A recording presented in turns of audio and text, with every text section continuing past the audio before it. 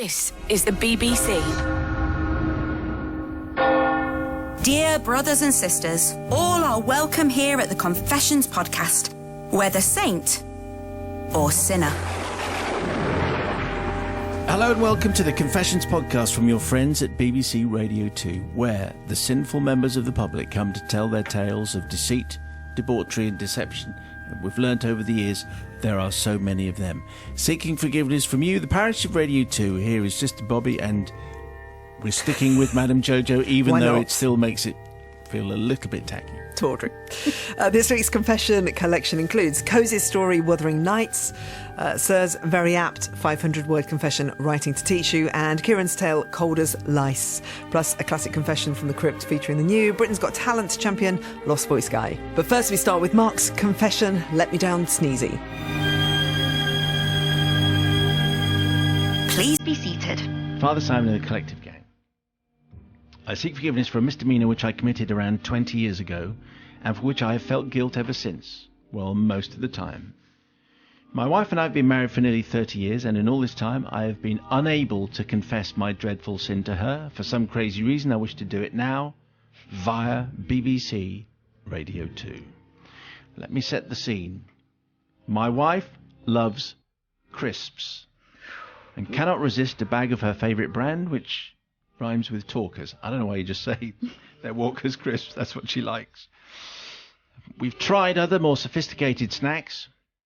Cheese puffs, crispy onion rings, Monster Munch, Stackers, Pringles, prawn crackers. But no. She loves ordinary crisps so much that she always tips the bag into her mouth at the end of the packet to get all the small crumbs that congregate at the bottom. The best bit, she says. I think that's right. Doesn't everyone do that? That's the accepted etiquette, I think, for crisps. Yeah, I think everyone does that. I, however, says Mark, leave these crumbs and just eat the crisps. What? My wife cannot believe I would do such a thing and is happy to tip the remains of my packet into her mouth after I have finished. She says it's concentrated goodness, 10 times the flavour in a tiny mouthful, probably 10 times the salt as well, so maybe that's a thing to consider. On the day in question, I had been out in the garden digging, and as any gardener will tell you, the garden air containing molecules of soil is usually found in your nostrils in large amounts at the end of the day. Can I just check that with my resident gardener? Say it again. The soil, basically the Mark's theory is the garden air, whilst you're out digging, contains molecules of soil, and a lot of it finds its way into your nose. Or in your ear. I don't know this. Have you never thrown a sod of oil, sod of mud and then found some in your hair? No, I haven't done that. I've got under my nails. My nails are disgusting. Yes. Loads of mud under there. Okay, well, up the nose. When Mark does his gardening, for some reason, half the garden ends up his nose. I think you're doing it wrong, Mark. I think probably, yes. You're supposed to do it with your hands. That evening we were watching television, Brookside, I think it was. Yes. We both had a packet of crisps and a beer, like you do. But as I was just about to empty the last of mine into my mouth, I had a sudden urge to sneeze. Now, call me lazy, but I couldn't be bothered. See, that's the point. Call me lazy, but I couldn't be bothered to get a tissue. So everything went into my not quite empty packet of crisps, and then I put it on the side until later when I would get up and put the packet in the bin. I feel sick. Off the phone now, my wife finished her crisps, tipped her bag into her mouth as usual, and after a short while, before I could say anything or do anything, picked up my bag and immediately tipped the contents into her mouth before I could stop her. Cheese and onion, I think.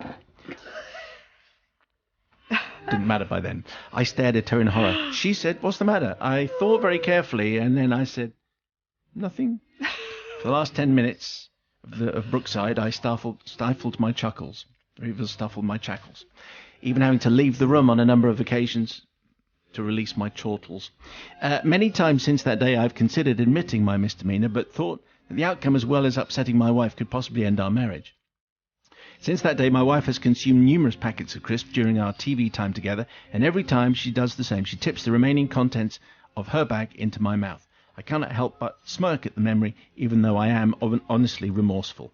I thought your listeners may have a similar situation happen to them and will understand, but then again, probably not. I wish you to consider my confession and grant me forgiveness, as my wife never will.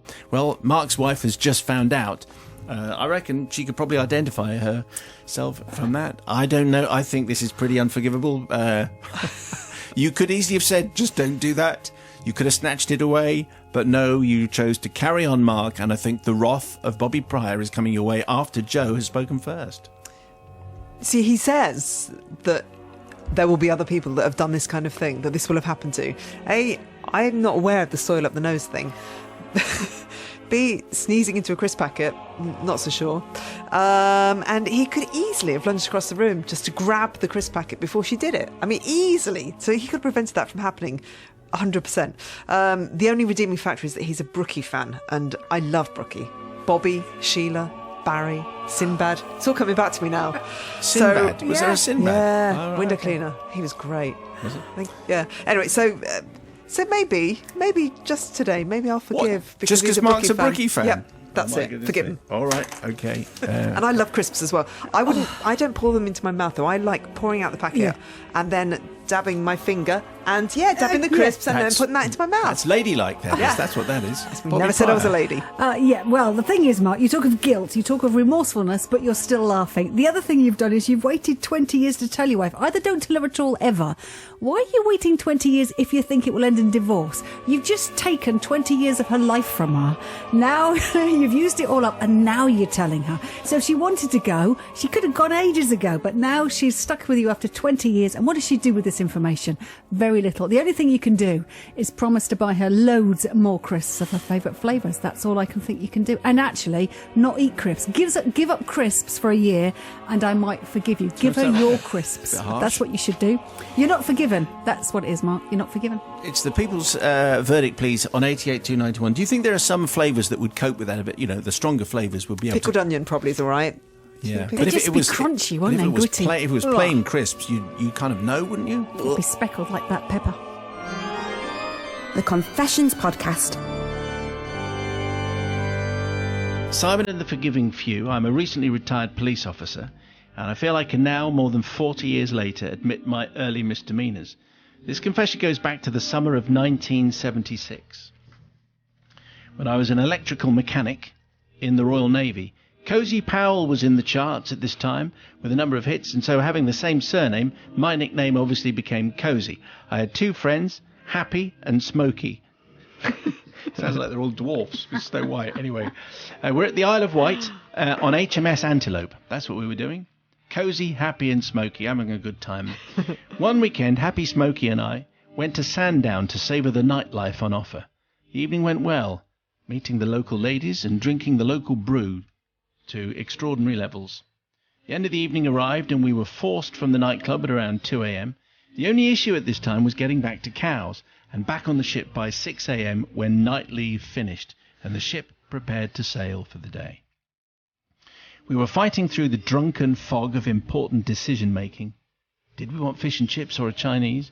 When a car pulled up and a driver offered us a lift back. We jumped in and had a charming conversation with the driver, who was our knight in shining armour. Bob, as he said he was called, said he lived in the middle of the island and would drop us off where we get a taxi, saving us half the fare. Seemed like a good deal. Further burbling conversation was held until we found ourselves on some very dark roads with no street lights and the crest of a hill approaching. As we reached a small crossroads, Bob declared he lived to the left, and if we got out here, we could get a taxi or thumb a lift at the main road just over the hill. "Thanks, Bob, you're a hero," we said, followed by lots of waving and cheering as Bob disappeared along a country lane, leaving us in the dark, and we walked on eagerly. Father Simon, as we reached the crest of the hill, and not the main road we were expecting, we were greeted by a landscape of complete and total darkness, spreading miles and miles ahead of us, and a quick look back saw the tail light of Bob's car disappearing cheerfully in the distance. We then came to the conclusion that maybe he wasn't a knight in shining armour at all, and possibly a chap who thought that a trick on some sailors would be a jolly good idea. Anyway, it was now 3 a.m. and we had 3 hours to be back on the ship, or there'd be some serious trouble. We started to walk on, intent on flagging down a lift or getting to a phone box. There were no mobiles back in those days, and to our distress, there were no phone boxes. There was no traffic. There were no buildings. On we walked, starting to worry about being able to get back on the ship before 6 a.m. Knowing we couldn't let the defence of the realm be put at risk by Bob's sense of humour, or maybe we were trying our best to avoid a charge of being absent without leave, whatever. It was then we came across a solitary house. What to do? Rouse the family who lived there and ask to use their phone, or even ask for a lift back? Smokey was convinced the wake-up call wouldn't be welcomed by the family, and in that moment a poor decision was made. You see, we spied 2 children's bicycles on the lawn outside the house. One was for an 8-year-old, the other a lot smaller, about a 5-year-old. Not thinking twice, we carefully lifted the 2 bikes from the front garden and made off with them. However, the issue was that there were 3 of us and only 2 bikes, and neither of the bikes were capable of coping with a bakkie for adults. So we decided the one who was on the cycle, Smokey, would go 100 yards, then leave the bike and run on, while another, me, would run after him, pick up the bike and cycle past the runner for 100 yards, and so on, stabilisers and everything. The third one of us would scoot on the small cycle for as long as possible, so happy is not so happily scooted. We were now fugitives, in fear that sounds like a really rubbish system of, why don't you just run?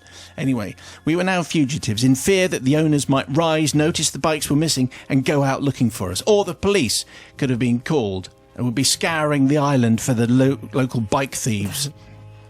Whilst we were making our way back, any sign of headlights, we would hide in the bushes, then resume the madness of running, cycling and scooting. After what seemed like hours, we found signs to Newport and cautiously made our way through the outskirts of town. We could now find a taxi to get back to the ship. We saw the local police station, and stealthily, and believing we were doing the right thing, we put the bikes next to the police station front door in the hope that they would be returned to the owner. We didn't actually work out how they would know who they belonged to, but that was for someone else to be concerned with. We got our lift and arrived back on board at 5:55 a.m. 5 minutes to spare. No arrests, no absent without leave, no issues apart from a huge sense of guilt which has hung over me for the last 40 years.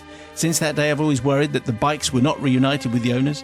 I therefore have to seek forgiveness from the children, who may well have been distressed to find that their bikes were missing in the morning, the parents who would have to console them, and the local police for raising the crime figures on the Isle of Wight. I put myself at the mercy of the forgiving few for absolution. This is Cozy Pal, friend of Happy and Smokey and Bike Thief, for which I think Bobby will be stern and unforgiving. We'll get to her in a moment after Joe. Okay, as I was listening to this, I'm catching up with a very English scandal. Is that the proper title of that programme? That's exactly the image that I had in my head as well. And the scene with the dog? Yes. Yep, that's exactly where my head was. And the lonely road? Yeah, and the lonely road and being stranded on a moor. That's exactly what was going on in my head as I was listening to that story. But moving on from that, I haven't seen the 3rd episode yet, I don't see how you could not forgive this, because they were obviously treated very badly by Bob, who was not a very nice man at all. They were stranded in the dark at the crossroads. They were sailors. They had to get back onto their ship. Obviously, it was Smokey's idea to steal the bikes in the first place, to liberate the bikes in the first place. But they did make the effort to get to the police station. They left the bikes there. And if the family woke up in the morning and their bikes weren't there, they would have gone to the police station and said, we've lost our bikes. Oh, look, there they are. Perfect. And this was a comedic farce of hilarious proportions. So, Cozy Pal, you are forgiven. Sister Bobby, what do you say there? Well, I'm halfway with Joe, abducted, abandoned in the middle of nowhere, and of course, great, here's an alternative. The thing is, what I don't forgive you for is you had the address, you knew where the bikes come from, you never thought of sending them a postcard and said your bikes are there, and actually what you should have done is done a collection between the 3 of them and sent money through for new bikes. It would have been that would have been the right thing to do. Yes. If you borrowed the bikes, because of course you didn't take them back. So effectively, you stole them, even temporarily, you stole the bikes. That's what you did. So you're not forgiven because you stole the bikes and you didn't really fix it in the right way. So not forgiven. Oh, no, do you think the tyres might have been flat after that by any chance? Well, I'm sure the bikes were little, were not worn built out. for grown men, Yes. were they? Come on. The Confessions Podcast. That was Cozy's Confession, Wuthering Nights, where our heroes, Happy, Cozy and Smokey, scooted and cycled their way rather ridiculously to freedom on stolen goods. And Cozy's Confession caused quite a few secret thieves to come out of the woodwork. As I did something similar when stranded in the middle of Lincoln at 4 in the morning. I was a poor airman and I had to get back to RAF Waddington. This was 1984 and I broke into my ex-wife's garden and I stole her bicycle. Solidarity with my Navy colleagues. Michael, not my real name. Still to come, we dust off another confession from the crypt. This week, it's all about Lost Voice Guy. This year's winner of Britain's Got Talent. I used to often think about going on a talent show on television just to see the look on their faces when they realise I can't actually sing. or dance, or talk. It was a great. That's from Edinburgh from a few years ago, and it's a great confession. So hang around for that. Now it's time in the podcast where we wander over to the parish notice board for thoughts, musings, and stories from the last 7 days in confessions world. Apparently, it's a thing. Confessions universe, I think, and then we could do like a theme park maybe. Anyway, Joe, why don't you have a go at that notice? Okay, first up, it's Pauline who's replying to laughing running man Sean from a few weeks back. Last Friday evening, I was driving along in my car, happily listening to your most recent piece of podcasting genius, when all of a sudden, I heard my name again. It seems I am in possession of a very precious thing. My collection of 158, now 182, as I found a few more tucked away, confessions podcasts. Precious to me anyway, but now apparently a prize coveted by the laughing running man Sean, who would like a copy to keep him running. As my collection of confessions, along with my lovely dogs Pip, Eric and little Ted, pictures below for Bobby, regularly gets me through bad days, I'll be only too happy to share them if the confessions can help somebody else out too. Just so you know, I'm still spreading the good word and telling people about the wonder that is the Confessions podcast. I voted for you on the podcast awards, so did my son, although he doesn't actually know that. And although sadly my stupid phone still won't subscribe, my alarm is working well to remind me. Well, you see, I think Pauline has to be commended for the good work. I'm not quite sure how she can pass on her podcast to Laughing Running Man. What can she do? Send some files? Would that work? Bobby, you know how this works. Well, there she can, I think. Obviously, you've got to put them in touch with each other. What's great about that collection is it's tiny, doesn't take up too much space on the shelf, unlike cassettes, which I've got boxes of. So, you know, it's easy to pass on. Can I just say, I've seen the pictures. Oh, dogs. These are dogs. One of them, I assume, is called Little Ted, which is they're beautiful. Beautiful. A very lucky woman having 3 dogs on a beach. None of them look like a Ted, do they? Sorry, I'm just trying to work out which one could possibly be Little Ted. No, I don't. It depends. I think this one, because I think that's the gentler one, and that would be Little Ted. That one's definitely Eric. There's some very weird logic going on here. Anyway, the thing is, we should say though, Pauline says, I voted for you on the podcast awards, thank you very much. So did my son, although he doesn't actually know that. Yeah. It is confessions, isn't it? Yes. I'm surprised, Bobby, you didn't react horrified at Well, you that see, point. I'm caught between, a rock and a hard place there, because I approve of it, but not the way it's done. Does that make sense? Yeah. But Sitting maybe on the the end fence. justifies the means. I don't know. Can we send Pauline something? Do we send that? Do we do that still? Yeah, okay. Pauline, we're going to send you something. So thank you very much indeed for being a big supporter of a fine cause. Bobby, what have you got there? I have this from Richard. As someone who has only recently subscribed to the podcast, I thought I'd let you know how much I enjoy catching all the confessions uninterrupted. I don't have anything to confess, but I should possibly seek forgiveness from the fellow dog walker who appeared a little startled on their Sunday morning stroll when I burst out laughing as I walked past. In mitigation, I was listening to the confession from Hope regarding her sleepwalking partner, and the line, I'll give him hope. I'll give him hope Was too much to contain. I also enjoyed the confession, Can We Sick It, as it reminded me of my own genuine experience of appendicitis. And also I thought you might enjoy the opportunity for an accent if you do read this out. Now, I don't do great accents, but come on, Simon. Or are you going to pass it over to me? Which one do you want to do? What haven't you done for a long time? Is the whole thing supposed to be done in an accent? I can't do the whole thing in an accent. Do a bit of it and then Well, I'll take over. Okay. Late 1970s 11-year-old boy. You do that better than me. In the late 1970s, as an 11-year-old boy, I was enjoying a family holiday in Wales when I started suffering from severe stomach pains. I've just seen why you've handed this to me now. Eventually, I was taken to the local cottage hospital where I was seen by the former Gherkin army doctor who, after prodding me hard to determine just how painful my stomach was, here's the reason Bobby didn't want to read this out, pronounced that I had a, quote, chock-a-block rectum. You what? Go on. They're a band, aren't they? They played at Glastonbury a couple of years ago.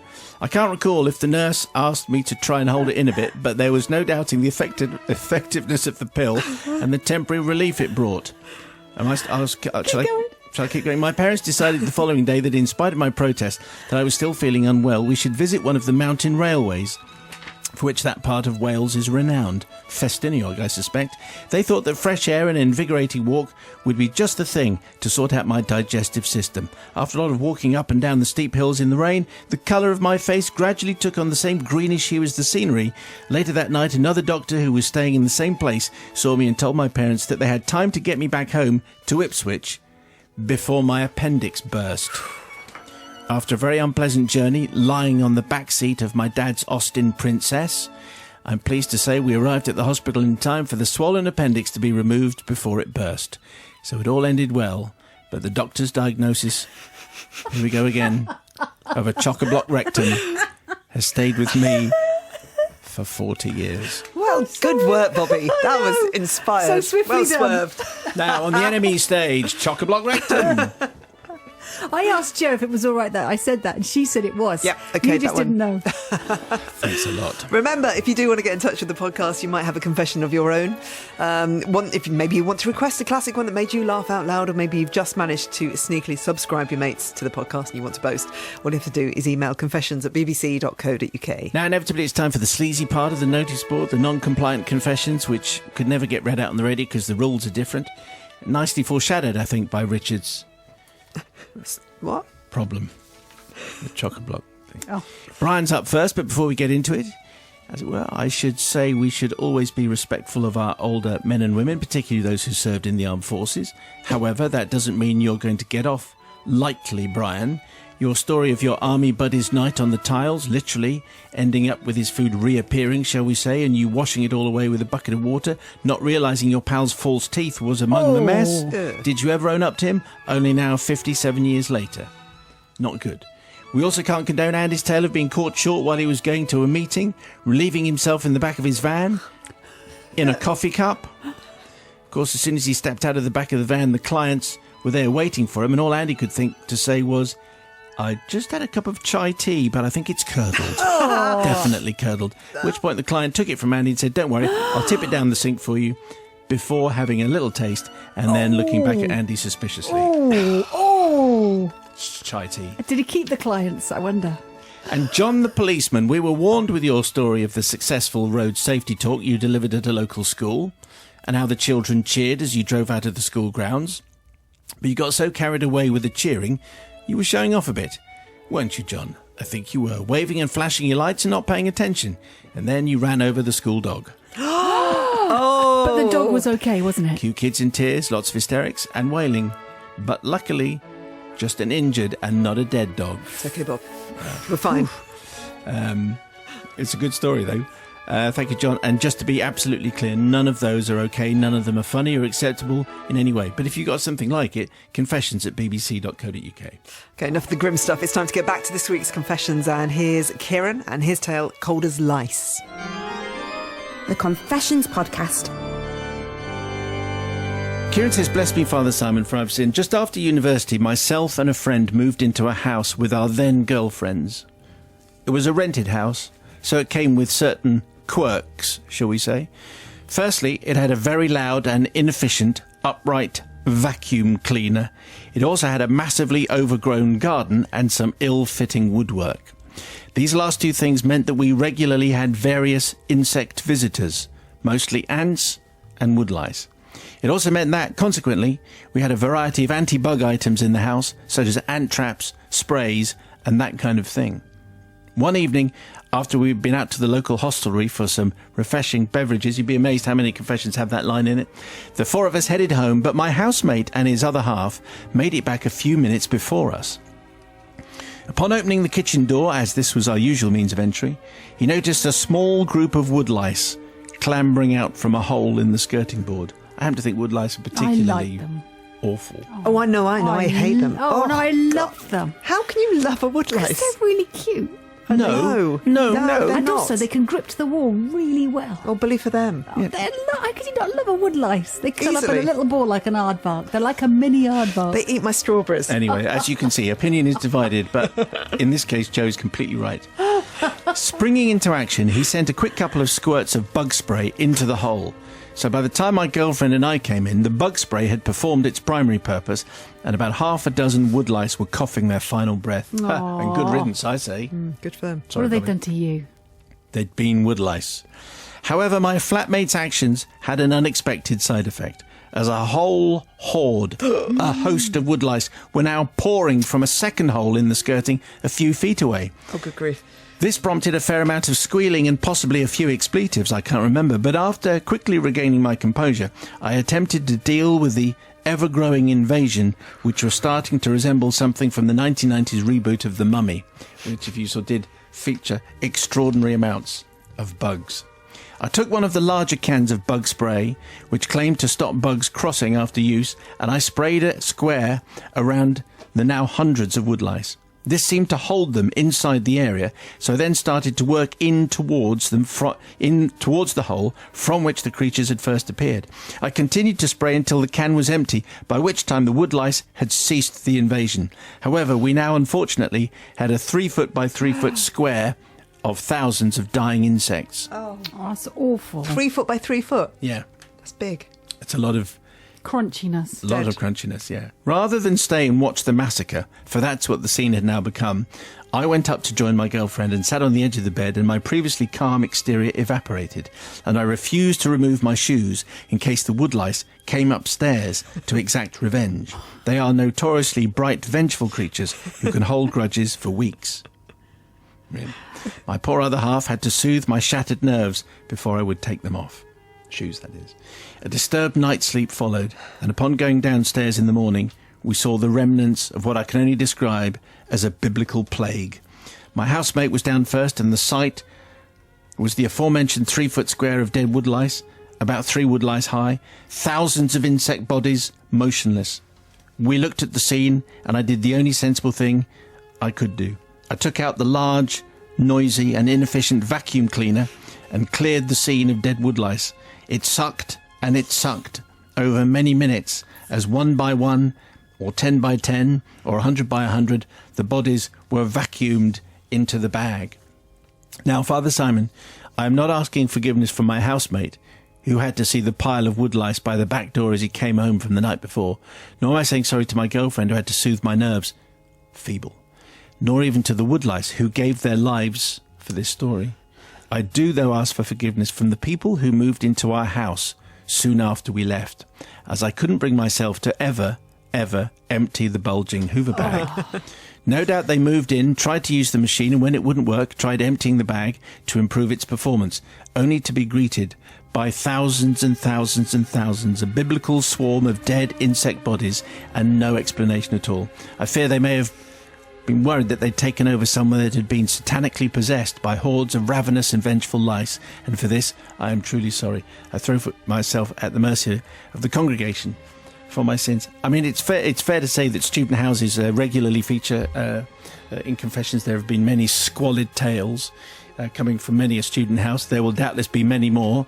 Confessions at bbc.co.uk. But this involves an unemptied Hoover and a rather embarrassing moment for the next lot in. What do you say, Bobby? You can go first today. OK, Kieran, you are not forgiven, and for these reasons. I know you're students, I know you were renting a place, but instead of spending money on loads and loads of sprays to get rid of them, just get some filler and fill in the holes, and then they can't get in. It's really simple. It comes ready mixed. You just squeeze it out of the tube like toothpaste. Fill it. Also, you're renting the house. The garden is your responsibility. Trim it back if it's becoming invasive. I know you don't want to share the house with woodlice, but they are happy little bugs and doing you no harm. How do you know they're happy? Because they are. They don't really do any harm, do they? They don't really spread huge diseases. They are look pretty crunchy. It's pretty stupid, don't they? Yeah, I know, but we are too. I just said, Kieran, you are not forgiven. Speak for yourself. Anyway, Bobby is the moral compass of the nation. There you go. But Joe gets the last word, I think. Yeah, no, I'm just conflicted because obviously they are my least favourite insect. I've just been debating all the different insects that there are, the bugs and creatures and stuff like that. Silverfish I think are okay. Like silverfish, don't mind those. No? But you tread on them. How many have you got in your house? Well, it's usually quite a few in the downstairs loo. They kind of squish rather than crunch. But no, am I going to forgive? I think I will forgive because he was just freaking out so hideously, and I would do exactly the same thing, and I probably wouldn't go near the Hoover either to empty it out. So yeah, forgiven. The Confessions Podcast. This is the one that I didn't think would actually get through, but it has actually got through. And at the top of the paper it says, Writing to Teach You, which is the name of the confession. This is our 500 words confession. And it does say, I have a little box which says any certificate, any warnings that you have to give out, if you're eating or something like that. All it says is this, in capital letters: the strongest condemnation is needed here. Okay, so... Shouty letters, yeah? Say again. Big shouty letters? Big shouty letters, indeed. Okay. The shoutiest, and a very big font with an exclamation mark and italics and underlined, all that kind of stuff. Okay, so let's see what we got here. Father Simon and the Baying Collective. Right, that's you guys. baying. This is from Sir, by the way. You're right there, Joe. Which one are you going to speak into? I'm going to try and speak Okay, on the that's phone fine. or sort All of the right, that's fine. microphones. Any of those? Yeah, that's fine. Just project. Okay. Father Simon and the Bain Collective. This morning I was shortlisted for a regional writing competition, and I suddenly remembered my sordid tale involving Chris Evans and his 500-word short story writing competition. Of course, the big finale is this week on Friday's breakfast programme. The year is 2009, and Chris had just announced Radio 2's first ever writing competition for 13s and under. Being a primary school teacher, I instantly used my dwindling powers of persuasion to make my reluctant Year 6 children enter, and I was confident with my guidance we could collect the prize, which then was a pile of books, the same height of the winner for both the child and their school. This was going to be a big win-win. I was obviously hoping one of my tallest pupils would succeed and justly gave them extra help. But writing a story in 500 words is much harder than you think for any age or height. Some of the children had brilliant openings, overflowing with adjectives, adverbs and flowery nouns, but unfortunately the stories didn't have the narrative or twist needed for a winning entry. I decided I must do what I thought. I know that you're ahead of me. You can probably guess what's going to happen. I decided I must do what I thought other teachers or parents were doing across the land and pull out a sharp pen to embark on major surgery.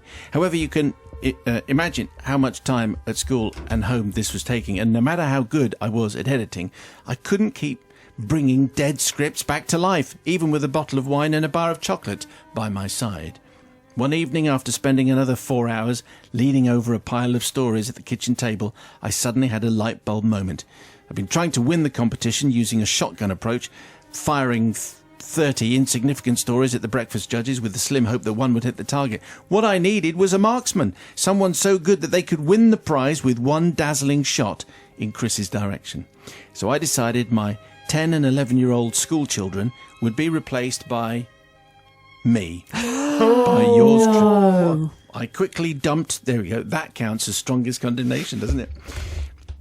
So, this is what happened. I quickly dumped the children's printed stories in the recycling bin, including the ones I'd spent time editing, and then quietly relaxed in front of the television, smiling at the good news that I would deliver in the morning. I waited until the start of the English lesson to make my momentous announcement. All your stories are perfect, and nobody needs to do any more changes, editing or rewriting. The children were naturally over the moon and excitedly rushed to the computer room to email their masterpieces. In my defence, no one would ever see the stories again. Everyone felt like a winner, and they didn't have to spend another lesson wasting their efforts. More time could now be spent finishing the planned curriculum, and some children even started to think they were going to be the next J.K. Rowling. And for my part, I could focus all my attention on my story, and my confidence was high. Now, I'm not a professional writer, but I have occasionally had children's stories published and even had poetry read out on national television. So I rated my chances somewhat higher than the average child. I spent a couple of nights, it might have been a week, writing and rewriting and editing over and over again to condense my mini-epic into just 500 words. I was very pleased with the final draft and quickly entered it using my daughter's name, school and age, without her even knowing. In my defence, I had asked her first to do the story before I myself took it on, but she wasn't slightly interested. My Year 6 class quickly forgot about the competition, and all thoughts were channelled towards the forthcoming SATs tests. That was until a pupil called Jenny raced excitedly into registration with a printed email congratulating her on getting through to the next round of 500 words. I was overwhelmed. She was a bit short for the prizes, but anyway, this was as good as a win and beyond my lowly expectations. Now, if a little 11-year-old had made the first cut, why hadn't I? Can't deny an element of jealousy, but as it turns out, my fears were unfounded because a week later, I too was sent the congratulating email. Well done me. I strolled down the stairs to tell my wife and 3 children the marvellous news. Unfortunately, they didn't see it that way. In fact, I went from Daddy Hero to Big Daddy Zero in the blink of an eye. What followed was 4 very nervous weeks worrying that what I would do if the call came through from the judging panel. But you'll be pleased to know Chris didn't ring. I wasn't as good as I thought. I didn't make the final, and nor did Jenny's story, but that was less surprising in my opinion. Oh. I therefore need to ask forgiveness from my old Year 6 class, except Jenny, for convincing them that their 500-word stories were close to genius, to the volunteer readers who had to read their half-baked efforts, to Chris Evans for me pretending to be a 13-year-old girl in the hope of winning the top prize, and finally my family, whose shame is still felt to this day. I'm not at all surprised. Let this be a lesson to anyone else daring to sink so low. Perhaps I deserve 500 lashings, unless you can save me. Well, obviously, with regards to the strict instructions at the top of this page, let's go to Bobby and to Joe for them to say not incredibly guilty and not forgiven. Anyway, let's see what happens. Yeah, beyond any redemption whatsoever. There's no way this person's going to be saved. What's the name? I've missed the name It's at the beginning. Sir. Just wants to be known as Sir. Or Big Daddy Zero, I think is the best That is name. also like a whole new cartoon series. Yeah, obviously somebody who's partial to a bit of wine and chocolate and obviously has no moral compass whatsoever. That smashed a very long time ago. Extraordinarily arrogant as well. That's the theme that runs through this, don't you think? Arrogant to think that he would win. I think rated his chances very highly. To enter under your daughter's name as well. Without asking daughter? Yeah, and then to actually be jealous of an 11-year-old when she came in saying that she'd been nominated and then that he hadn't been nominated. And then that phrase, I wasn't as good as I thought. So arrogance and just for deceit, definitely not forgiven. Okay. Wrong. It's not looking very good, Sir, is it? And we haven't even heard from Bobby Look at Bobby's yet. face. I think we should take pictures of our faces, Joe, every day, because this was ridiculous. Also, so confident that you would win, but so stupid that you didn't think it through to if you would win. What were you going to do? You were going to turn up at the studio and read it out? You big idiot. Also, you're a male primary school teacher. You're a rare thing. You have to set an example. There are not many men teaching little children, and you have to set that example. So I am absolutely disgusted with you. Really am. And your wife and 3 children. I mean, your poor wife, she's married to you forever, and your children can't escape you either. So you deserve their shame. And I really don't know how you're going to get out of this with your family, because you are not forgiven. Wow, this is getting very The only serious. redeeming thing was that he recycles. There was one moment when he said, I did recycle. Okay. That's it. Small point. Nothing else. The Confessions Podcast. That was Sir with his despicable cheating story, which had a lot of people very, very ruffled, writing to teach you. If you missed the confessions going out live this past week, then you wouldn't have heard the reaction on the people's verdict. So here is another chance to hear one of our favourite responses to Sir's misdemeanour. It's no different than a parent doing their kids' homework. I've made Greek temples, art homework. Almost got into trouble when my daughter was offered a chance of an art scholarship, says Peter, in Cornwall.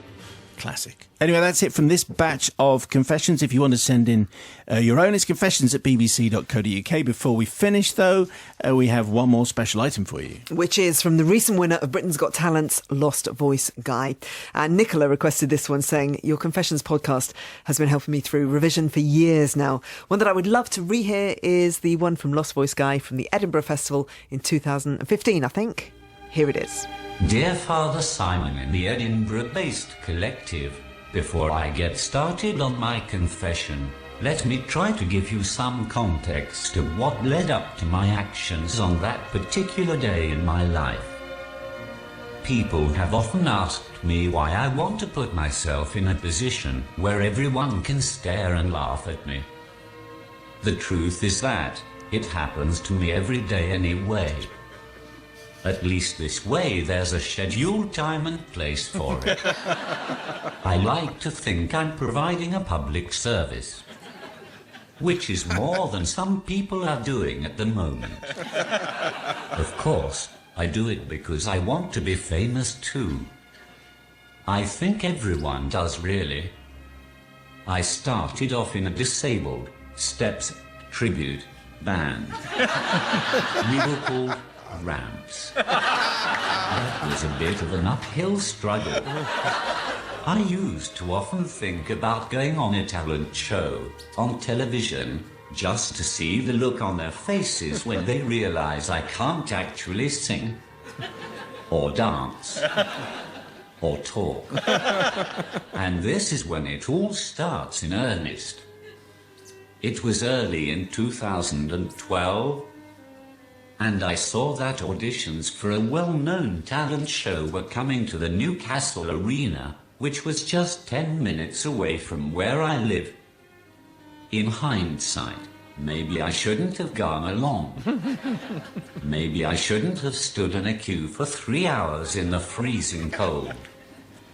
And maybe I shouldn't have started pretending to warm up my voice while standing there. But the chance of fame was too much to resist. And, to be honest, I thought I could be in with a chance, because Gareth Gates became successful despite his stutter. In my defense, I really never expected to get as far as I did. Surely someone would question how the hell I was going to sing. But I never got asked. Even after using my communication aid to speak to 3 different researchers from the program while standing in the queue, no one brought up the elephant in the room. Instead, they asked me which song I was going to sing. Of course, the choice was hard to make. Shout by Lulu was an obvious candidate, as was Don't Speak by No Doubt. In the end, I went for I Believe I Can Fly by R. Kelly. Fast forward to a few hours later. I was standing in front of the producers of the show who would decide my fate. I could see straight away that they were very confused when I walked in. The look on their faces as I began to sing was priceless, especially as I started to sway along to the words as well. Unsurprisingly, they rejected me without even raising a smile.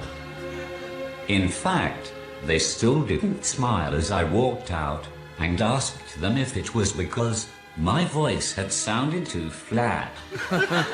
It seems that sometimes I say it best when I say nothing at all.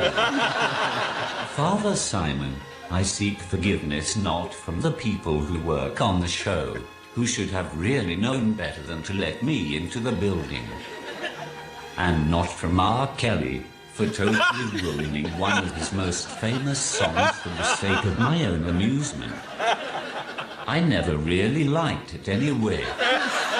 I ask for forgiveness for all the more talented people who could actually sing, but didn't get the chance to audition because some disabled bloke obviously had far too much free time on his hands on the day in question.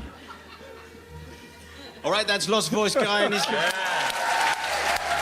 about that? Top confession. All right, let's see what Sean Keaveney's going to say about that. Sean, what do you say to Lost Voice Guy? Utterly priceless. The Disabled Steps covers band called Ramps. An uphill struggle. That's incredible. I didn't see that coming.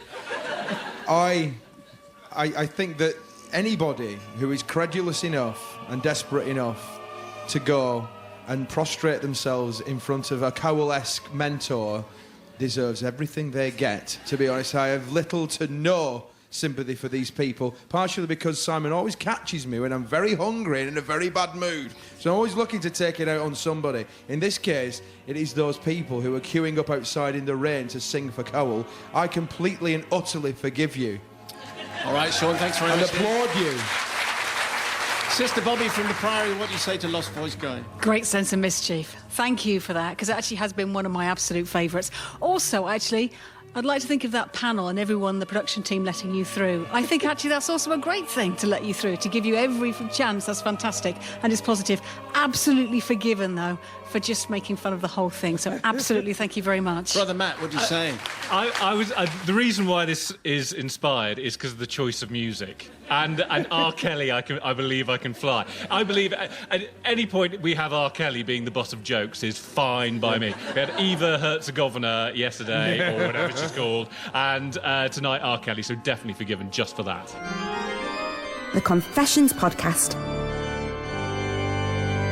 And that was your confession from the crypt this week, featuring Lost Voice Guy, with some... I mean, it was just fabulous because he was just making a name for himself. Obviously, his name is even bigger now, and no one was quite sure what was there, what they were going to expect, but he kind of gave everyone permission to laugh. He could say the unsayable, only he could. And it had Sean Keaveney on the responses, which is one of my favourite ever. I'm going to listen to that again. I'd forgotten that because Sean was on all of them, wasn't he? He came in every day. That's right, and he was really taken with that. Anyway, if you made it to the end of the last podcast, we asked you to tweet us the code phrase "Safe Cling Film doesn't cling as much," which one of the things that we learned. Big thanks, Ed, and all the others who tweeted that. This week's code phrase is. It's got to be sneeze and onion, hasn't it? I mean, we could do... No, that's fine. That's it. Sneeze and onion. Good. Sneeze and onion definitely is the winner.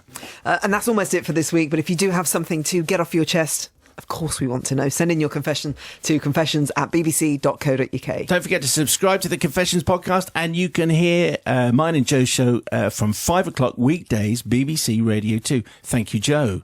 Thank you, Simon. Thank you, Bobby. Thank you. Carry on.